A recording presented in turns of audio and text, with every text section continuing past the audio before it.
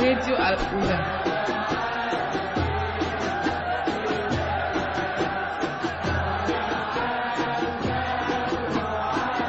Radio Al-Ula.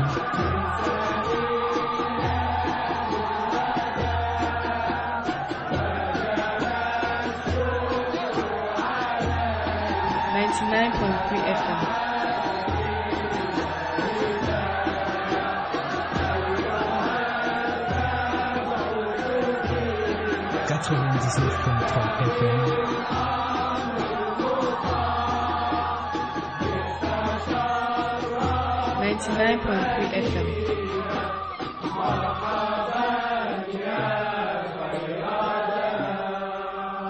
Feed your soul. لبيك اللهم لبيك لبيك لا شريك لك لبيك إن الحمد والنعمة لك والملك لا شريك لك لبيك اللهم لبيك إن الحمد لله نحمده ونستعينه ونستهديه ونعوذ بالله من شرور أنفسنا ومن سيئات أعمالنا إنه من يهده الله فهو المهتد ومن يضلل فلن تجد له وليا مرشدا أشهد أن لا إله إلا الله وحده لا شريك له وأشهد أن محمدا عبده ورسوله أما بعد فإن أصدق الحديث كتاب الله وخير هدي هدى محمد صلى الله عليه وسلم وشر الأمور محدثاتها وكل محدثة بدعة وكل بدعة ضلالة وكل ضلالة في النار. Wabad, frères et sœurs dans la foi, assalamu alaikum wa rahmatullahi wa barakatuh.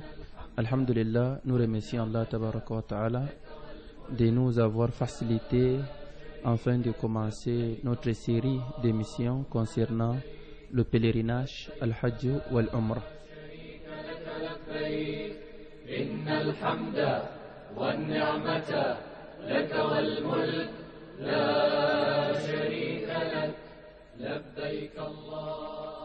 Alhamdulillah, lorsqu'on parle du Hajj, les savants disent هو القصد البيت الحرام في زمن مخصوص لأداء المناسك. C'est le fait d'intentionner la maison sacrée d'Allah Tabaraka wa Ta'ala pendant une période précise afin d'effectuer les rites du pèlerinage. Et le pèlerinage a été recommandé à la 9e année de l'Hégire. C'est la même année qu'Allah Tabaraka wa Ta'ala a descendu la sourate Al-Imran. Et c'est dans cette sourate qui se trouve le verset qu'Allah a recommandé le pèlerinage dans la sourate Al-Imran, verset 96. Allah Tabaraka wa Ta'ala dit وَلِلَّهِ عَلَى النَّاسِ حِجُّ الْبَيْتِ مَنِ اسْتَطَاعَ إِلَيْهِ سَبِيلًا وَمَنْ كَفَرَ فَإِنَّ اللَّهَ غَنِيٌّ عَنِ الْعَالَمِينَ. Dans Walillahi ala nasi hijjul bayti man istata'a ilayhi sabila, Allah a prescrit le pèlerinage envers les gens, mais pour ceux-là qui en ont des capacités, des moyens, nous allons voir, Inch'Allah, quelles sont les conditions du pèlerinage, comment effectuer un bon pèlerinage.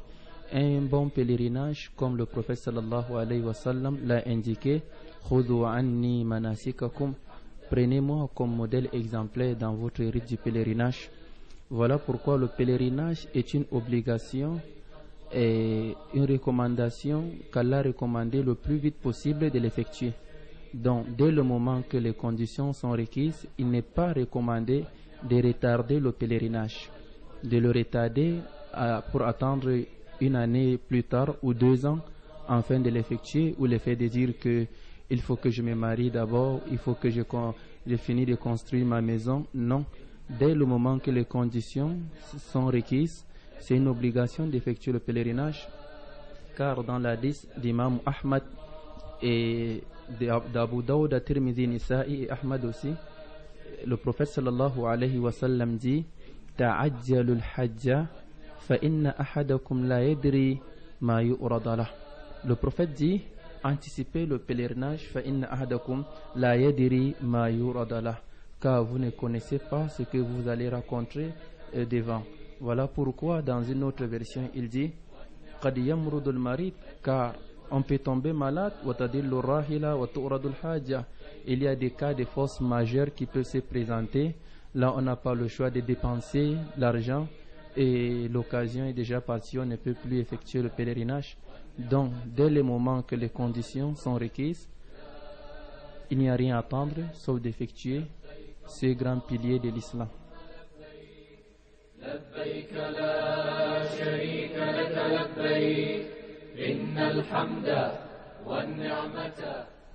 Le pèlerinage a assez de mérite. Lorsque nous revenons sur notre propos, le Coran, Hadith, nous allons voir des hadiths du prophète sallallahu alayhi wa sallam qui mentionnent des mérites du pèlerinage. Parmi les mérites du pèlerinage, le pèlerinage est un pilier de l'islam. C'est l'un des 5 piliers de l'islam, comme ça a été rapporté dans l'hadith d'Imam al-Bukhari et Muslim, l'hadith d'Abdullah ibn Umar, d'où le prophète sallallahu alayhi wa sallam dit: بني الإسلام على 5 شهادة أن لا إله إلا الله وأن محمد رسول الله وإقام الصلاة وإيتاء الزكاة والحج وصوم رمضان رواه البخاري ومسلم. L'islam est fondé sur 5 piliers. Parmi les 5 piliers, le prophète sallallahu alayhi wa sallam a dit wa hajjil bayt, de visiter la maison sainte d'Allah. Al-hajj min afdalil a'mali ila Allah. Le pèlerinage fait partie des meilleures œuvres auprès d'Allah tabaraka wa ta'ala, comme ça a été rapporté dans l'hadith d'Imam al-Bukhari, l'hadith de Aïcha. Aïcha a dit: qultu ya Rasulallah ayyul amalu afdal. Aïcha a dit au prophète sallallahu alayhi wa sallam: messager d'Allah, quelle est l'œuvre le plus méritoire? Le prophète lui répondit: al-imanu billah, la croyance à Allah tabaraka wa ta'ala. Et puis Aïcha demanda encore: et après la croyance, quelle est l'œuvre le plus méritoire? Le prophète a répondu: hajjun mabrour, un pèlerinage agréé. Donc un pèlerinage agréé en fait partie des œuvres les plus méritoires. Al-hajj tukaffiru zunub. Le pèlerinage expie les péchés, comme cela a été rapporté dans l'hadith de Bukhari et Muslim par la voix d'Abu Huraira. Le prophète sallallahu alayhi wa sallam dit: man hajja falam yarfus walam yufsik raja'a kayawmi waladatu ummu. Quiconque effectue le pèlerinage, un pèlerinage sans perversité, sans égarement, il retournera dans sa famille comme un nouveau-né. Un nouveau-né, nous savions tous, un nouveau-né n'a pas de péché. Donc un pèlerin qui a effectué un pèlerinage agréé sera de retour dans sa famille comme un nouveau-né qui n'a pas de péché. Au contraire, il est meilleur qu'un nouveau-né, parce qu'un nouveau-né n'a pas encore de récompense, mais lui, il a assez de récompenses. Al-hajjul mabrour la jaza'a lahu illa al-jannah. Un pèlerinage agréé n'a pas de récompense que le paradis. Donc tout pèlerinage qui a été agréé par Allah tabaraka wa ta'ala est déjà validé, et sa validation est que c'est le paradis. Le prophète dit: wal hajjul mabrour laysa lahu jaza'un illa al-jannah. Un pèlerinage agréé n'a pas de récompense que le paradis. Qu'Allah nous facilite. Donc ceci sont des mérites du pèlerinage. Et n'oublions pas aussi, effectuer le pèlerinage, c'est une manière aussi de suivre les rites des prophètes. Nous savions le pèlerinage, c'est la trace du prophète d'Allah Ibrahim alayhi salam, ainsi que son fils Ismaïl et son petit-fils, son arrière-petit-fils Muhammad sallallahu alayhi wa sallam. À travers le pèlerinage, tout ce que nous avons eu à lire dans le Coran, dans la sunna du prophète, nous allons rencontrer plusieurs choses, nous allons voir de nos propres yeux. Et on attendait parler de la Safa et Marwa, de la Kaaba, de la pierre noire, de Mont Arafat. Et aujourd'hui, tu es en train de voir là où les prophètes ont vécu, là où beaucoup de scènes se sont réalisées. Donc, pour résumer, nous allons dire, effectuer le pèlerinage, c'est une manière de parachever sa religion lorsqu'on parachève l'un des 5 piliers de l'islam. Car parmi les 5 piliers de l'islam, le plus difficile c'est le pèlerinage. La foi à Allah et son messager n'a pas besoin de déplacement. La prière n'a pas besoin de déplacement. Le jeûne n'a pas besoin de déplacement. L'aumône n'a pas besoin de déplacement. Mais le pèlerinage a besoin de déplacement. Tandis que celui qui a des moyens, il peut s'acquitter de l'aumône même dans sa chambre. Mais le pèlerinage, il faut se déplacer. Il faut assister au mont Arafat, il faut aller à Mina, il faut aller à Muzdalifa, il faut aller dans les deux monts, la Safa et la Marwa. Donc, effectuer le pèlerinage, c'est une manière de parachever sa religion. Et dans le pèlerinage, on comprend aussi que le musulman s'habitue à une soumission totale aux recommandations d'Allah Tabaraka wa Ta'ala. Le pèlerinage n'est pas un acte facile, d'où un bon matin je me tiens, j'effectue tout le pèlerinage facilement. C'est quelque chose qu'on doit s'entraîner et psychologiquement, physiquement, spirituellement, de tous les plans on doit se préparer. Nous allons voir dans le pèlerinage comment quelqu'un va faire des parcours de kilomètres à pied. Peut-être il n'a pas l'habitude de le faire. Nous allons voir beaucoup des actes. Donc c'est une manière, ça nous apprend à se soumettre à la volonté d'Allah Tabaraka wa Ta'ala. Ainsi que le pèlerinage est une purification d'âme. Voilà pourquoi tous ceux qui ont eu à effectuer le pèlerinage, un bon pèlerinage, nous allons voir, ils ont un cœur pur, sain.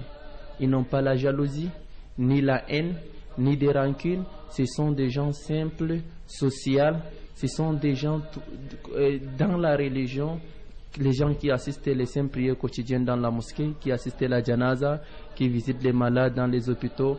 Lorsque quelqu'un effectue un bon pèlerinage, nous allons voir, c'est sa vie qui change. Sa vie individuellement, il change, et socialement aussi, il change. Et aussi que le pèlerinage est une école de connaissances entre les musulmans.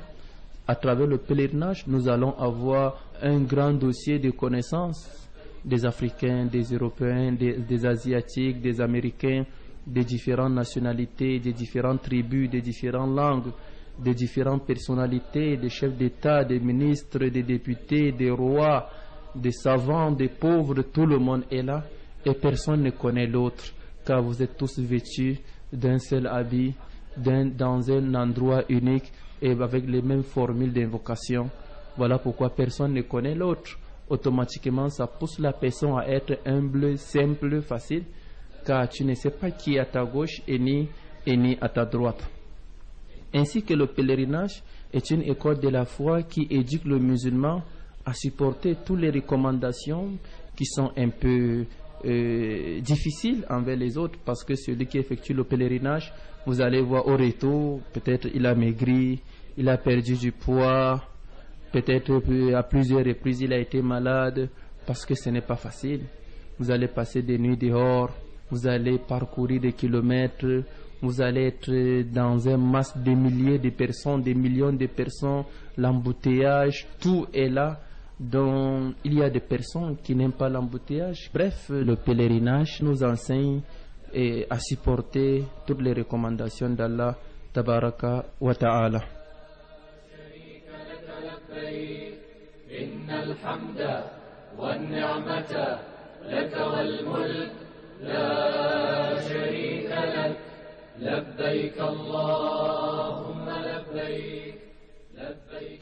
Et maintenant, quelle est la sagesse, la leçon du pèlerinage et quel est le but visé du pèlerinage? Hikamul Hajji wa maqasiduhu.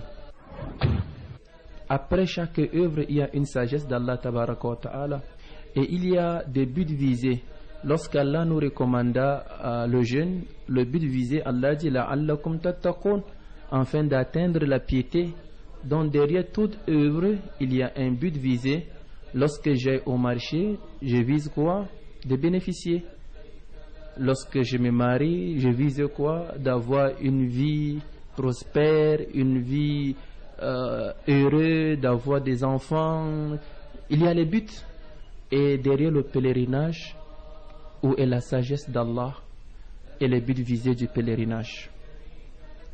Car Allah dans le Saint-Coran nous a parlé, il y a beaucoup de choses. Allah dit لِيَشْهَدُوا مَنَافِعَ لَهُمْ وَيَذْكُرُوا اسْمَ اللَّهِ.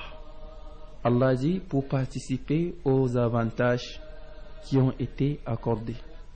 Donc dans le pèlerinage, il y a assez des avantages accordés par Allah Tabaraka wa Ta'ala.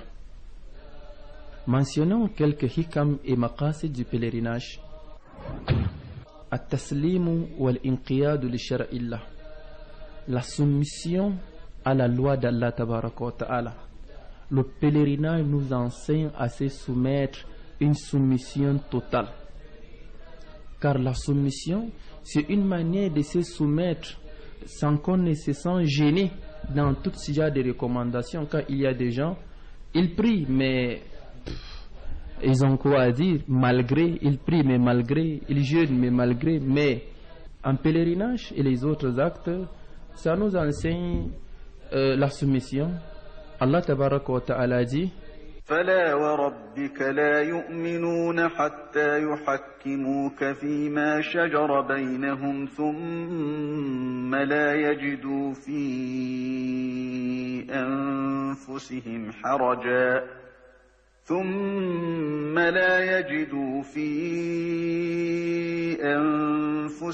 حرجا مما قضيت ويسلموا تسليما.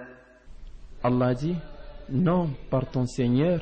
Ici Allah jure par lui-même. Fala wa rabbika, par ton Seigneur, la yu'minun, ils ne seront pas croyants. Hatta yuhakkimuka fima shajara baynahum, jusqu'au moment que tu dois être l'arbitre entre eux. Summa la yajidu fi anfusihim harajan, tu dois juger entre eux sans sentir l'angoisse. Ils ne sont pas angoissés au moment que tu juges entre eux. Mimma qadayta wa yusallimu tasliman, et Allah dit et qu'ils se soumettent complètement. Donc ici Allah parle wa yusallimu tasliman. Donc le pèlerinage aide le serviteur à se soumettre, une soumission totale.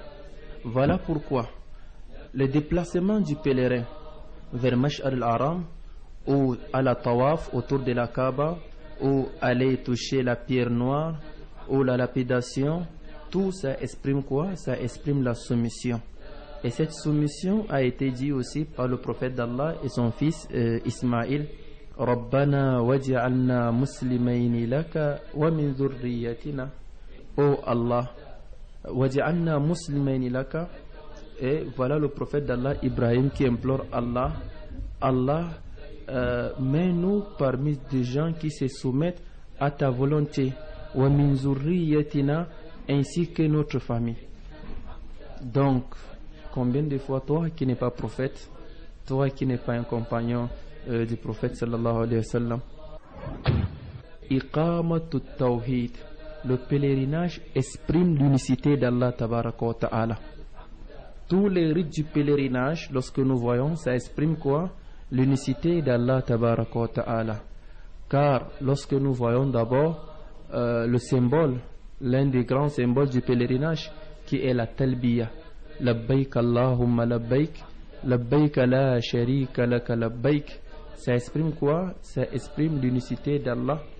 Et cette unicité a été mentionnée même par Allah tabaraka wa ta'ala lorsqu'il disait وَإِذْ بَوَّأْنَا لِإِبْرَاهِيمَ مَكَانَ الْبَيْتِ أَلَّا تُشْرِكْ بِي شَيْئًا وَطَهِّرْ بَيْتِيَ لِلطَّائِفِينَ وَالْقَائِمِينَ وَالرُّكَّعِ السُّجُودِ. Allah dit وَإِذْ بَوَّأْنَا لِإِبْرَاهِيمَ مَكَانَ الْبَيْتِ أَلَّا تُشْرِكْ بِي شَيْئًا. Et quand nous indiquons à Ibrahim le lieu de la maison en lui disant n'associe point Allah et purifie ma maison par ceux qui le contournent et ceux qui se tiennent debout dans la prière et ceux qui s'inclinent ainsi que ceux qui se prosternent. Donc ça exprime quoi, Jama'a? Al-Tawhid, l'unicité d'Allah. Au moment que tu te tiens devant Allah, c'est une soumission, la confiance, la certitude. Tu crois qu'Allah tabaraka wa ta'ala est le seul et l'unique à adorer sans point l'associer. Donc c'est une manière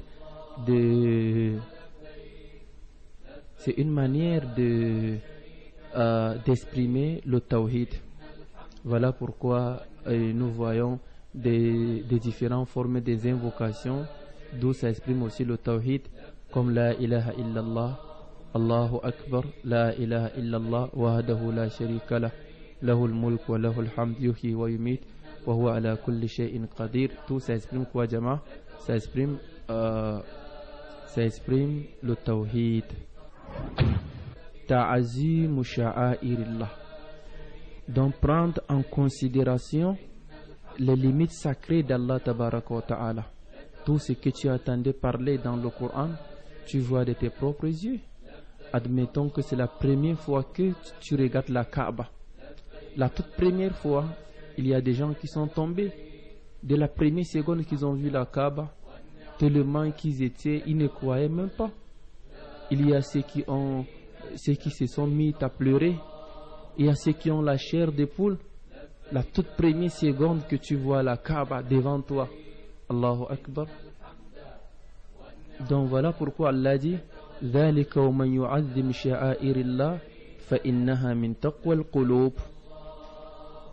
Celui qui prend en haute considération les limites sacrées d'Allah, cela fait partie de la piété du cœur. Ainsi que dans Surat al-Hajj, Allah dit 22-30, quiconque prend en haute considération les limites sacrées d'Allah, et alors c'est quelque chose de meilleur pour lui auprès de son Seigneur. Mahabbatur Rasul, l'amour du prophète sallallahu alayhi wa sallam. En pèlerinage, ça exprime l'amour du prophète. On augmente l'amour du prophète sallallahu alayhi wa sallam. Et l'amour du prophète est basé sur quoi? Est basé sur l'obéissance. Au moment qu'on l'aime de plus, on devient plus obéissant au prophète sallallahu alayhi wa sallam. Comment il s'habillait, comment il mangeait, comment il saluait, comment il cohabitait avec sa famille, ses épouses, comment il était avec ses compagnons. Et donc, au moment que l'amour du prophète augmente, et au même moment aussi, l'obéissance au prophète sallallahu alayhi wa sallam s'augmente. Car aimer le prophète en fait partie des grandes branches de la foi. Allah dit قل إن كنتم تحبون الله فاتبعوني يحببكم الله ويغفر لكم ذنوبكم والله غفور رحيم. Dis, si vous aimez Allah, suivez-moi, Allah va vous aimer et il va pardonner vos péchés. Donc ici, l'amour d'Allah s'exprime en obéissant au prophète sallallahu alayhi wa sallam. Approfondis la fraternité. Approfondis la fraternité. Donc là où tu vas trouver, d'où tu es comblé de joie entre tes frères qui viennent de tous les coins du monde. Vous n'avez pas de même nationalité, ni des mêmes tribus, ni de la même langue. Vous êtes différents, même physiquement peut-être vous êtes différents, mais vous avez un point commun qui est la ilaha illallah. Vous avez un point commun qui est le pèlerinage. Vous avez un point commun qui est la labbaik Allahumma labbaik. Vous avez un point commun qui est cet habit d'où tout le monde a abandonné ses habits traditionnels pour porter celui qu'Allah tabaraka wa ta'ala a recommandé. Vous avez un point commun qui est la salam. Là où tu les trouves, salamu alaykum wa alaykum salam, tu ressens, et le prophète dit, il n'y a pas la différence entre le noir et le blanc, entre un arabe et non arabe. Le meilleur d'entre nous est celui qui a plus de piété. Donc pendant le pèlerinage, malgré les différentes langues, couleurs, nationalités, tribus, d'où les gens vont se rassembler dans une seule place, au même moment, avec un seul but, c'est quoi? Ce but est la croyance à Allah tabaraka wa ta'ala et la soumission. Donc, à travers le pèlerinage, il y a une grande amitié, il y a une grande fraternité entre les frères dans la foi. C'est rappelé du dernier jour. Tadhakkur yawm al-akhira wa istihdari. L'effet de se rappeler du dernier jour. Car au moment qu'on effectue le pèlerinage, il y a un jour pendant le pèlerinage qu'on appelle Yawm Arafah. Yawm Arafah est le 9 du mois de Zulhijjah un jour capital pour le pèlerinage. C'est dans ce jour qu'il y a un peu un point commun qui est un peu semblable au dernier jour. Car le dernier jour, tout le monde sera rassemblé dans une seule place. Tout le monde a abandonné ses habits traditionnels.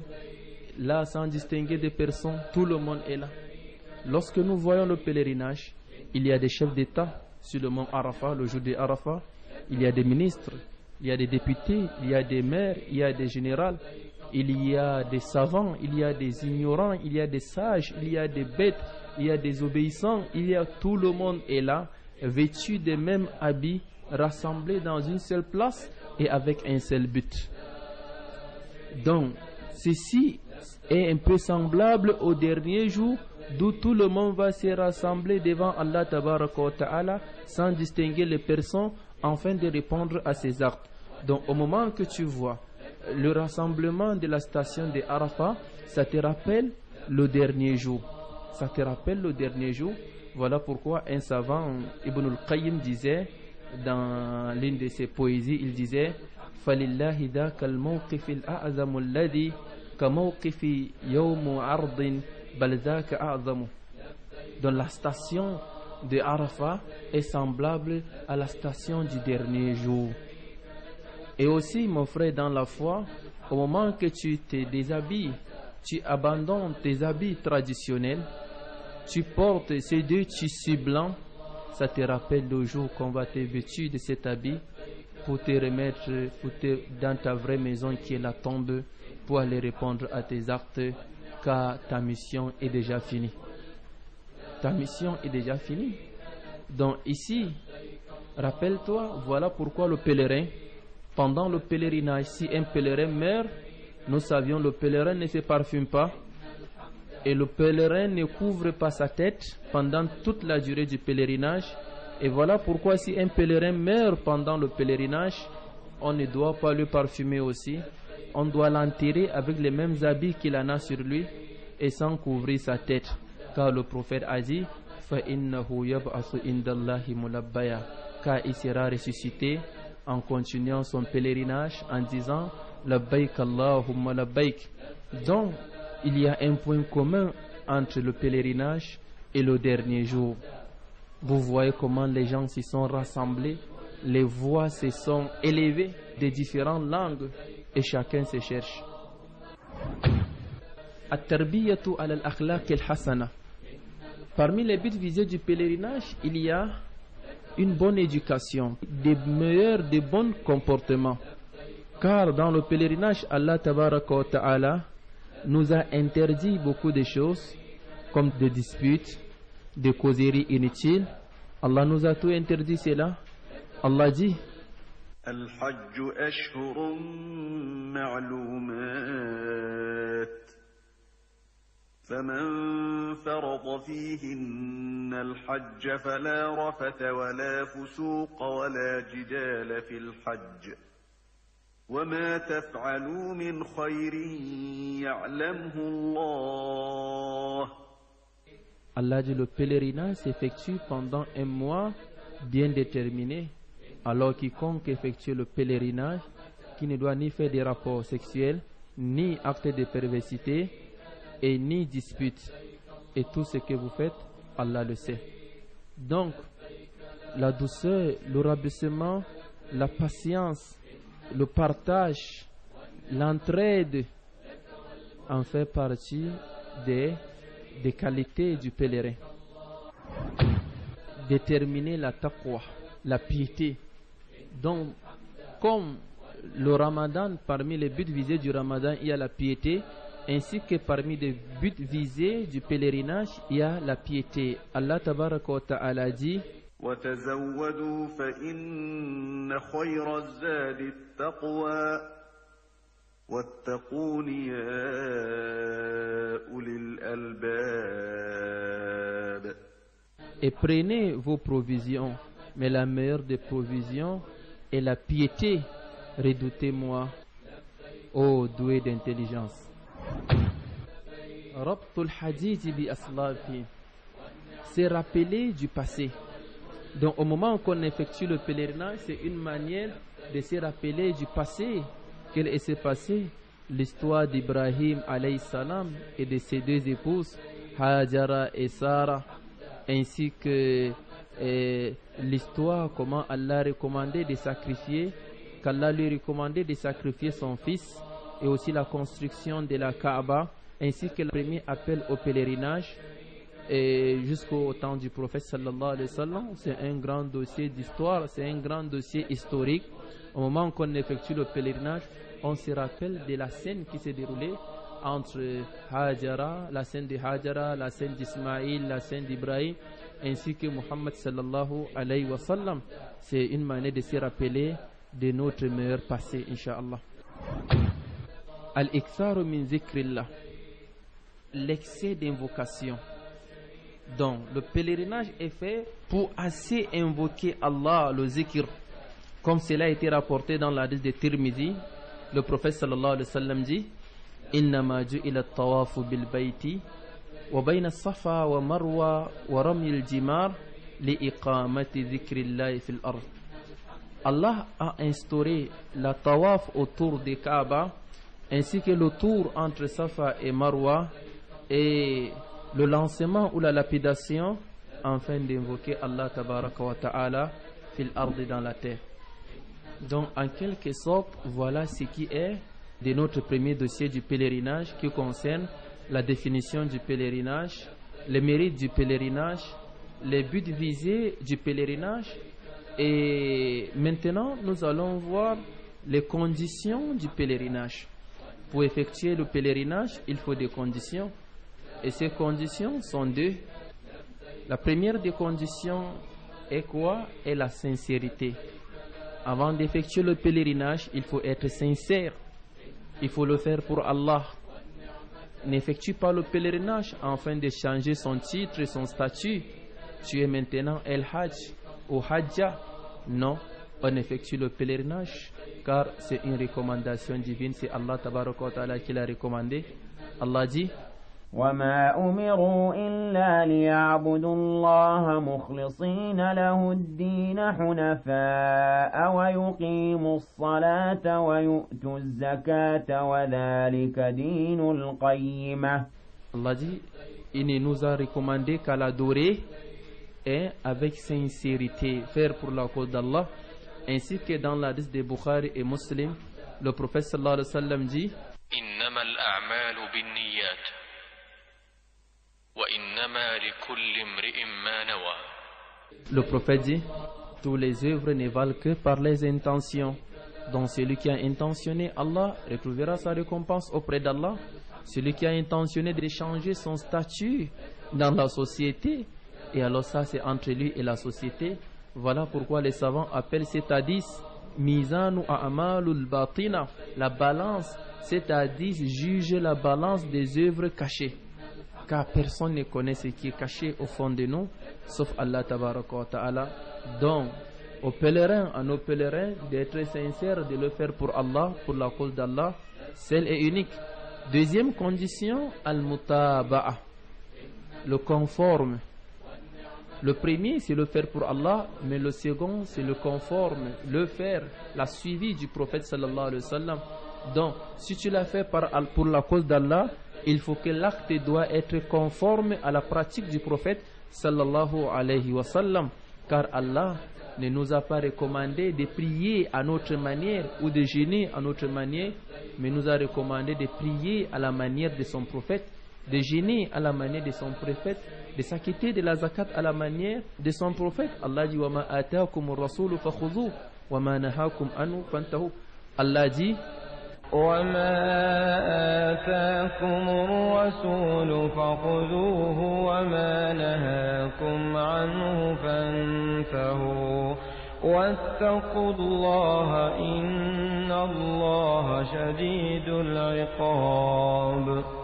Ce que votre messager vous a recommandé, et alors attrapez, et ce qui vous a interdit, éloignez-vous. Et le prophète, ainsi que dans l'hadith d'Imam Muslim, il dit: La ta'khudhu minni manasikakum fa inni la adri la'alli la ahujja ba'da hajjati hadhihi. Le prophète dit: vous allez me prendre comme modèle exemplaire dans votre rite du pèlerinage, car j'ai pas la certitude, je ne sais pas si je serai là l'année prochaine. Et il est décédé, car le prophète n'a effectué un seul pèlerinage dans sa vie. Le pèlerinage est recommandé à la 9e année et il est décédé à la 10e année. Donc, le pèlerinage, il faut deux conditions, la sincérité et la suivi du prophète. Fudayl ibn Iyad, l'un de nos meilleurs prédécesseurs dans la foi, lorsqu'il commenta la sourate al-Mulk, Alladhi khalaqa al-mawta wal-hayata liyabluwakum ayyukum ahsanu amala, c'est lui qui a créé la mort et la vie afin de vous éprouver qui fera le meilleur d'œuvre. Ahsanu amala. Et lorsqu'il est venu pour commenter, il a dit akhlasuhu wa aswabuhu. Il a dit le plus pur et le plus conforme. L'œuvre doit être pure et conforme. Faqila lahu ma akhlasuhu wa ma aswabuhu. Et on le dit, mais Fudayl, c'est quoi le pur et le conforme? Il a répondu inna al-amala idha kana khalisan wa lam yakun sawaban lam yuqbal. وإذا كان الصواب ولم يكن خالصا لم يقبل حتى يكون خالصا وصوابا فالخالص ما كان لله والصواب ما كان على السنة. Il dit si l'œuvre est pure, il n'est pas conforme, il ne sera pas accepté, et lorsqu'il est conforme, il n'est pas pur, il ne sera pas aussi accepté jusqu'au moment qu'il sera pur et conforme. Le pur, c'est celui qui vient d'Allah. Le conforme, c'est celui qui a la tradition du prophète sallallahu alayhi wa sallam.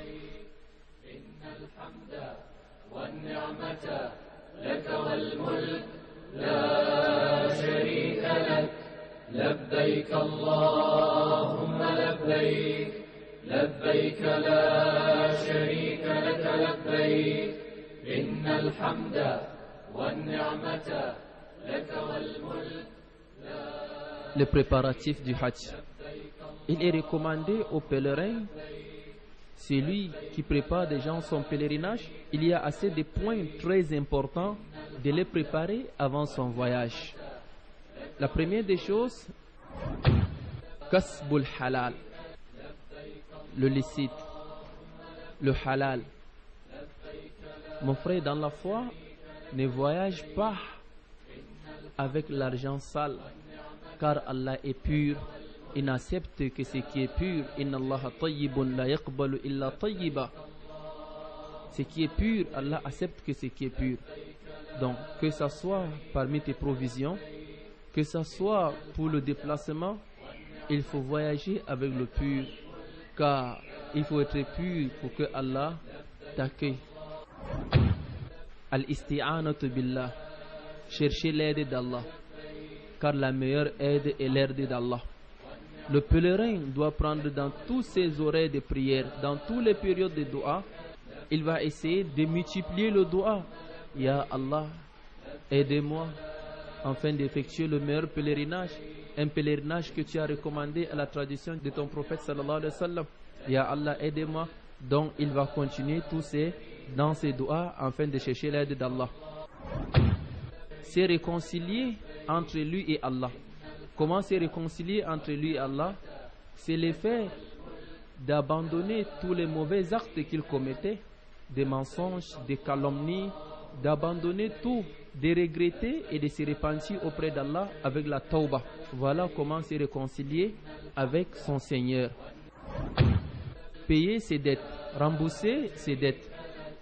Donc il est recommandé aux pèlerins, avant de se déplacer pour la terre sainte, de rembourser toutes ses dettes. Ça, c'est une recommandation. Il y a deux formes de dettes. Il y a la dette entre toi et ton Créateur. Peut-être le mois de Ramadan, tu n'as pas eu achevé tous les jeûnes, car tu étais peut-être malade. Peut-être il y a la zakat, que tu n'étais pas acquitté de la zakat. Ça, c'est la dette entre toi et Allah. Peut-être tu as pris l'engagement entre toi et Allah et au moment qu'il te donne telle chose, tu vas jeûner pendant tel nombre de jours, tu dois t'acquitter toutes ces dettes. Et aussi la dette entre toi et les serviteurs d'Allah. Tu essaies de te désengager de tous les dettes que tu as pris auprès des gens. Kitabatul Wasiya, laisser un testament. Le prophète sallallahu alayhi wa sallam dit il n'est pas permis aux croyants de passer 2 jours sans laisser son testament dans son oreille. Donc le croyant doit toujours garder son testament. Et précisément pendant les meilleurs moments comme le pèlerinage.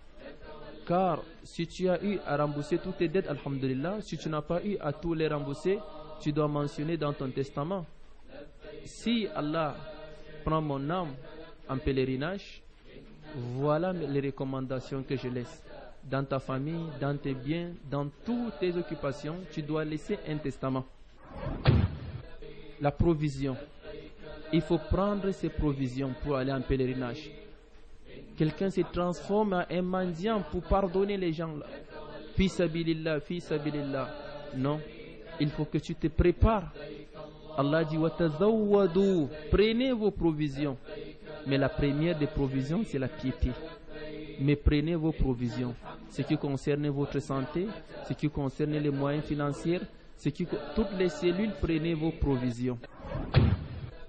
Le choix de la voie. Donc, pendant le pèlerinage, il y a plusieurs voies. On peut voyager par l'eau, par avion, par la voie terrestre, tout c'est possible. Donc, quelqu'un doit faire le istikhara, il doit chercher le choix d'Allah, consulter Allah, afin que Allah lui fait un bon choix pour le pèlerinage. Et à nos jours, on a des différents convoyeurs. Peut-être tu peux faire le doa, qu'Allah me choisit le meilleur convoyeur, qu'Allah me choisit la meilleure compagnie, qu'Allah me choisit. Tu dois faire le choix.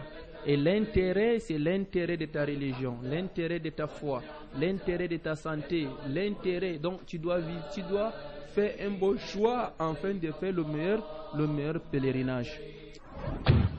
Choisis des meilleurs amis qui ont la religion, qui sont religieux et qui ont le savoir. Donc n'aille pas en pèlerinage accompagné des ignorants, pèlerinage accompagné des gens qui ne sont pas religieux, qui n'ont que voyagé à titre du tourisme, des aventuriers. Voyage avec des gens pieux. Ils vont te mettre dans la droiture, ils vont t'orienter. Au moment que tu innoves, ils vont te dire ça c'est l'innovation, c'est la sunna. Au moment que tu ne connais pas, ils vont t'enseigner. Au moment que tu oublies, ils vont te rappeler. Donc choisis les meilleures personnes de ton pays et aussi arriver là-bas. Des meilleures personnes, car il y a des moments lorsqu'on finit la Umrah, on attend le jour de Tarwiyah, le 8 de Zulhijjah. C'est comme une trêve de 10 ou de 12 ou 7 ou 4 jours, ça dépend. Pendant cette trêve, si tu n'es pas accompagné des gens pieux, vous allez vraiment vagabonder dans toute la ville de Makkah, monter, descendre. Mais lorsque tu es accompagné par un pieux, il va te mettre dans la voie. On peut lire le Coran et l'achever. On peut jeûner. On peut prier tous les jours dans la mosquée sainte. On peut aller faire la tawaf peut-être tous les jours. On peut assister dans les prêches. Donc cherchez les meilleures personnes pour votre intérêt. Être accompagné par des éléments nécessaires qui vont vous instruire sur le Hajj. Les documents, des programmes visuels, des programmes audio, des différents programmes, suivre, pourquoi même pas des groupes WhatsApp qui ont été créés par des savants agréés, afin d'intégrer l'un de ces groupes. Tu seras orienté. Lorsque tu as des questions, tu l'auras. Être en contact avec tes documents, avec des savants, et tu as des programmes MP3 dans ton téléphone et ça va t'aider. Donc voilà les 9 points nécessaires, clés pour les préparatifs du pèlerinage. Donc j'espère que, Inch'Allah, nos pèlerins vont mieux se préparer pour effectuer ce grand travail qui est le 5e des piliers de l'islam. Qu'Allah Tabaraka wa Ta'ala nous facilite.